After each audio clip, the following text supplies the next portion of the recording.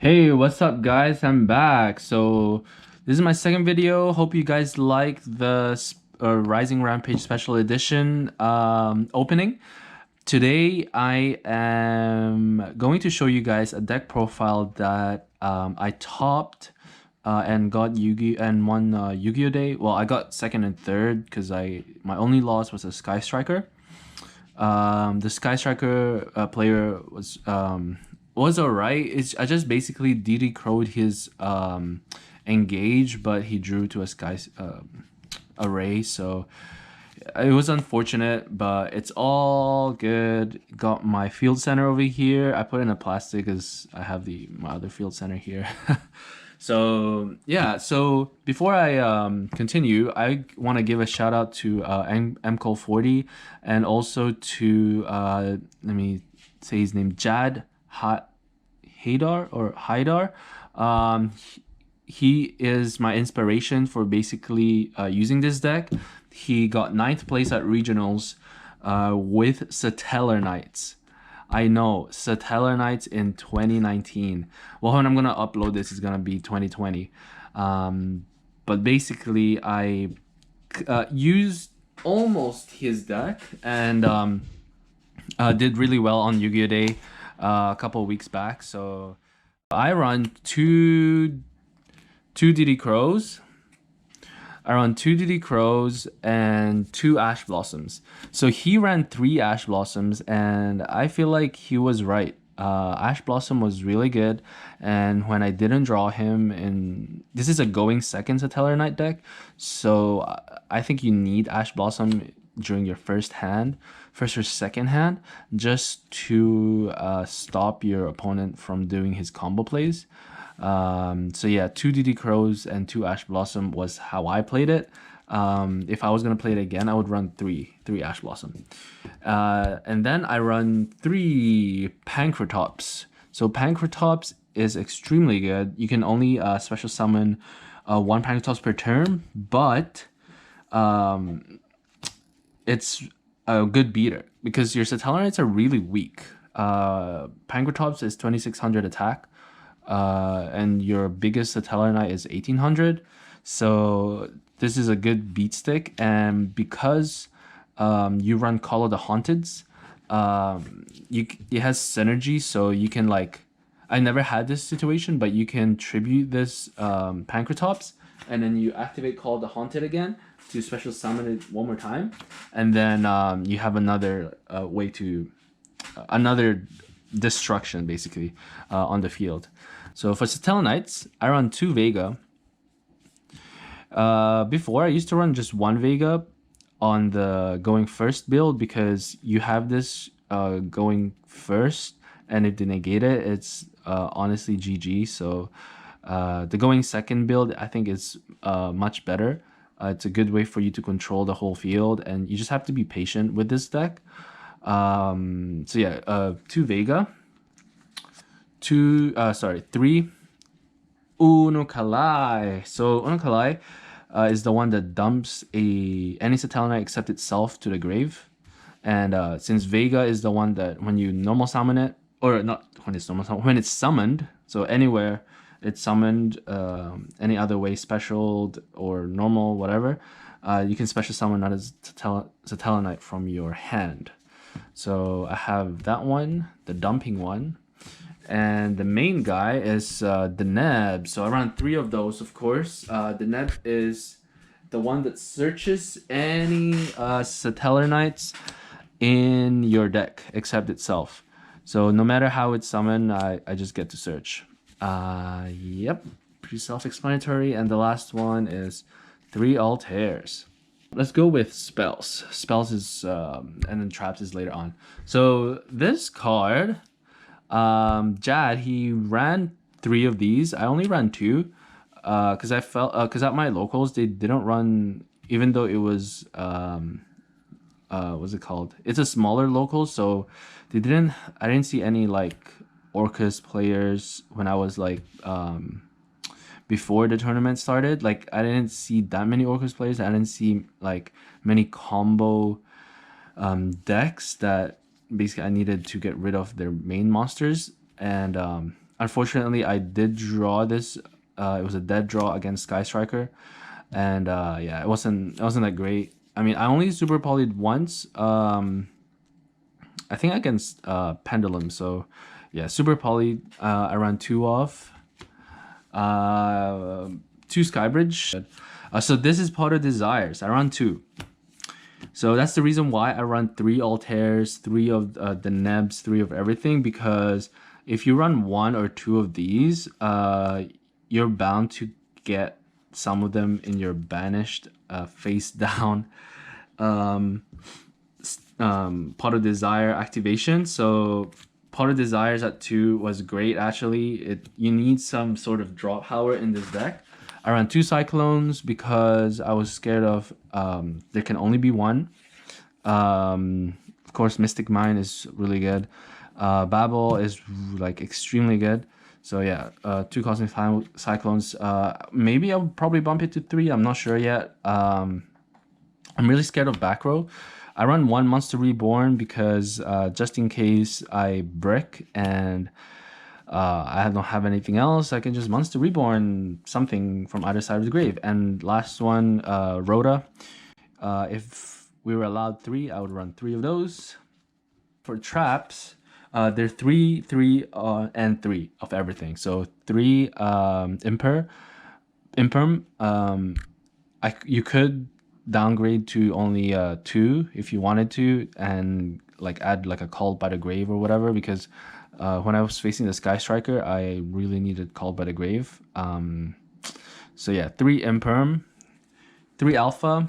Alpha is the one where when a face-up spell, trap card, or monster effect is activated, I can send a face-up Satellarknight monster you control to the grave, and then I can negate the activation.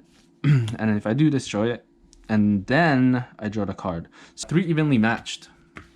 Evenly Matched was like main goal. Like I wanted to get rid of the board as ASAP so that I can go with my full combo.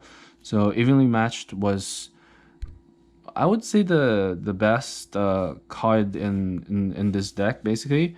So yeah, banishing everything face down was like really good. So 3 Evenly Matched, and the last one is 3 Called the Haunted. Jad played the Oasis and something else like to resurgent his Satellarknights, but in my opinion, for myself, for the way I played, I think 3 Called the Haunted was alright. So for my extra deck, I ran 1 Mudragon of the Swamp for anything that's like the same attribute, but what's it called?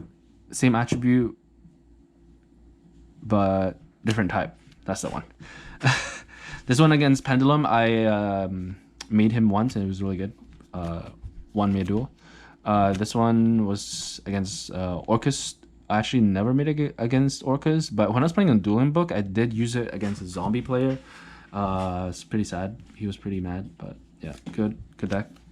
Underclock Taker is I would run IP if I found an IP, but yeah, I mean IP is not really that important in this deck, so you don't link as much. So Underclock Taker was just to get rid of like your fusions, and if you had like a weird Satellarknight in your field, yeah, it never came up, so I never used it.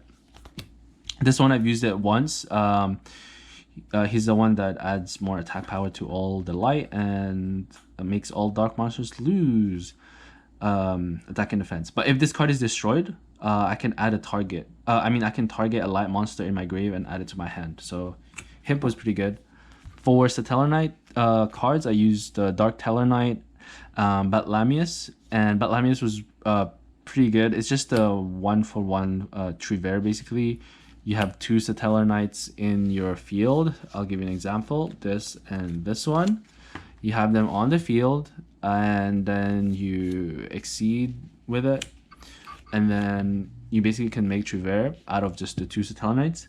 So you always have to be careful making this though. I tend to look at what my opponent is doing when you activate this, because by the time you have this, you usually have your 4th summon. So once you create you special summon the Truvere, that's already your 5th. So Nibiru is a very strong card. So you always have to be careful when you make this card. So yeah, Bite was really good. I ran 2 Truveres, of course. I would have run 3, honestly. I don't know. A third one never came up, but the extra deck is just like pretty tight. I wish it had more than 15 cards, but yeah, 2 Truveres. Your main boss card returns everything on the field to the hand, and then you can once per turn, what's it called, detach, and you send something from your opponent's hand. Diamond. So diamond, you should run 2. If it's a format full of darks, maybe run 3. But Satellarknight Diamond, it was like MVP of this deck. Basically, when this card has Exceed material, neither player can send cards from the deck to the grave, and any card that returns from the graveyard is to the hand is banished instead. So Resurgent is really good against Dark World, actually. And during either player's turn, when an opponent's Dark Monster is activated, I can detach from a material and then negate the activation. And it's not once per turn, so I can like reoccurrently negate stuff that is dark. I run Wandel Taros because he is the Tellarknight, and he's not banned or anything, not like the Ptolemaeus. Anyways, I never made him. But sometimes he might come up. So yeah, Wandel Taros. Abyss Dweller, I would bump this into 2. I probably probably run 2 of these. Actually, the regionals, I didn't. I don't know why I didn't play it like this. I made the whole deck different with a go first deck, and Abyss Dweller basically shut down the Sky Striker player. Game 1, but yeah, 1 Abyss Dweller, 1 Tornado Dragon because I don't want to make Nightmare Phoenix, and Tsukiyomi. Tsukiyomi does sometimes tend to come up when you do brick. For example, if you have 2 Altairs, you just make this one as long as you have 1 more card in your hand. And for side, I don't think I'll ever change this just because Jad was extremely smart at making this side deck, because you can basically get rid of all the main cards that are not good against your opponent. For example, against Sky Striker, Super Poly is not good. So if you want to go first, you would totally get like Sanctums, Imperial Orders, stuff like that. So I basically ran 1 Imperial Order, 3 Sanctums, 3 Judgments, 2 Crackdowns. Crackdown was good. I don't know. I just feel like Fiendish Chain, in my opinion, is better because you negate it and it's in their turn. But I guess it makes sense that Crackdown is more liable in this format because if you have Fiendish Chain, they can link it away. Crackdown, you don't link it, you have it in your side of the field. So yeah, Crackdown was good. Scythe and Lancia for your Sanctum targets. I think Scythe is a better card against Sky Striker. Yeah, so Lancia, it's just good against Orcus. And the last one is Demise. So that's the deck profile that made me top Yu-Gi-Oh! Day. Sorry for the light glare. I know there's a bulb right on top of my head over here. So I hope you guys enjoyed your holidays. Hope you guys had a great new year. And see you guys hopefully in 2020 at a regionals or YCS or whatnot. So yeah, so just here is the Yu-Gi-Oh! Field Center, Yu-Gi-Oh! Day Field Center card. All right, guys. So hope you guys enjoy your holidays. See you guys next time. Bye.